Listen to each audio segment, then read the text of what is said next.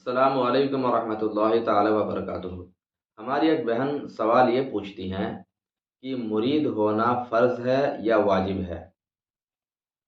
حضرات، پیری مریدی یہ فرض یا واجب نہیں ہے، اس کی شرعی حیثیت کچھ اور ہی ہے۔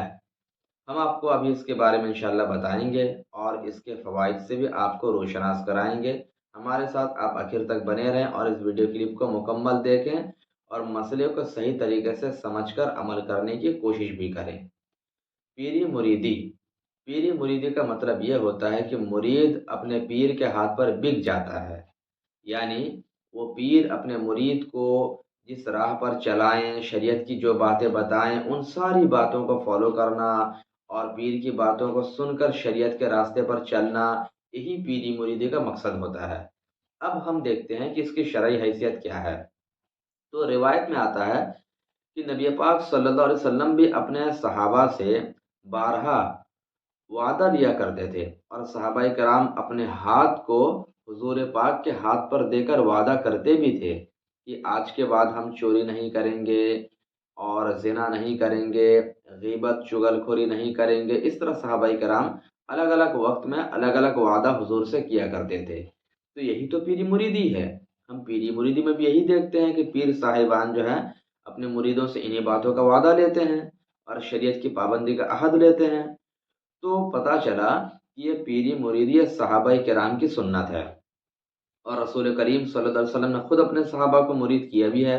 بیعت رضوان کے موقع پر یہ مرحلہ پیش بھی آیا اور دیگر کئی سارے وقت میں یہ مرحلہ پیش آیا۔ تو پتہ چلا پیری مریدی صحابہ کرام کی سنت ہے۔ اب یہ کوئی فرض یا واجب نہیں ہے، بلکہ یہ سنت مستحبہ ہے۔ سنت مستحبہ ہے، اس کا مطلب یہ نہیں ہے کہ کوئی آدمی اگر پیری مریدی اختیار نہ کرے، مرید نہ ہو، تو جہنم میں چلا جائے گا۔ یہ کوئی فرض واجب نہیں ہے، بلکہ سنت مستحبہ ہے۔ آدمی مرید اسی لیے ہوتا ہے کہ تاکہ پیر اسے دنیا میں اللہ اور رسول کی راہ دکھائیں، ان کی روح کی اصلاح کریں، اور ساتھ ہی ساتھ مرنے کے بعد پیر جو ہے قبر میں، میدان محشر میں، قیامت کے روز اپنے مرید کی مدد کریں، اس کی سفارش کریں۔ پیر اگر واقعی میں پیر کامل ہیں، ہر جگہ اپنے مرید کی مدد کرتے ہیں۔ روایت میں ہمیں یہ بھی ملتا ہے کہ نزع کی حالت میں جب آدمی مرض الموت میں مبتلا ہو جاتا ہے اور شیطان اس وقت بھی ایمان چھیننے کی کوشش کرتا ہے، اگر پیر کامل ہے، اس وقت بھی اپنے مرید کی مدد کرتے ہیں اور اس کے دین و ایمان کی حفاظت فرماتے ہیں۔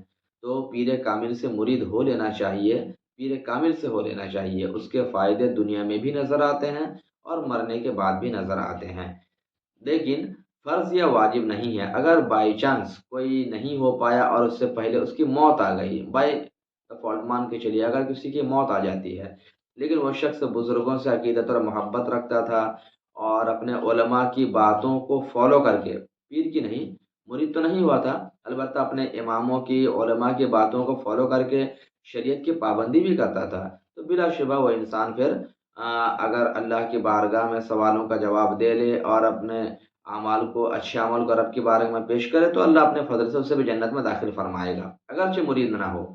بہت سارے لوگوں میں مشہور ہے نا کہ جس کا کوئی پیر نہیں اس کا پیر شیطان ہوتا ہے، تو ایسا ہی کوئی بات نہیں ہے، ایک لوگوں میں غلط مشہور ہے۔ اس میں مسئلہ یہی ہے کہ جس کا کوئی پیر نہیں کا مطلب جس کا کوئی رہنما نہیں ہے، یعنی وہ شخص نہ کسی عالم کو مانتا ہے، نہ کسی امام کو مانتا ہے، کسی کو نہیں مانتا ہے، تو ایسی صورت میں ظاہر سی بات ہے شیطان اس کو دھوکہ دے گا اور اس کے دین و ایمان کو چھین لے گا۔ تو ایسے بندے کے بارے میں کہا گیا کہ جس کا کوئی پیر نہیں، اس کا پیر شیطان، یعنی جس کا کوئی رہنما نہیں، اس کا رہنما پھر شیطان ہو جاتا ہے، اس کے بارے میں۔ لیکن جو کسی پیر کامل سے مرید تو نہیں ہے، لیکن اپنے اماموں کی، علماء کی باتوں کو مانتا ہے اور ان کے مطابق شریعت پر عمل بھی کرتا ہے، تو بلا شبہ ایسا انسان پھر صحیح راستے پر رہے گا اور اللہ کے فضل و کرم سے جنت میں داخل بھی ہوگا۔ تو یہی اس کا مسئلہ ہے۔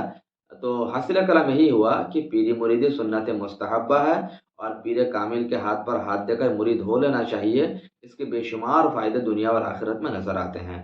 اللہ رب العزت ہمیں پیر کامل کو تلاش کر ان سے مرید ہونے کی توفیق عطا فرمائے۔ السلام علیکم ورحمۃ اللہ۔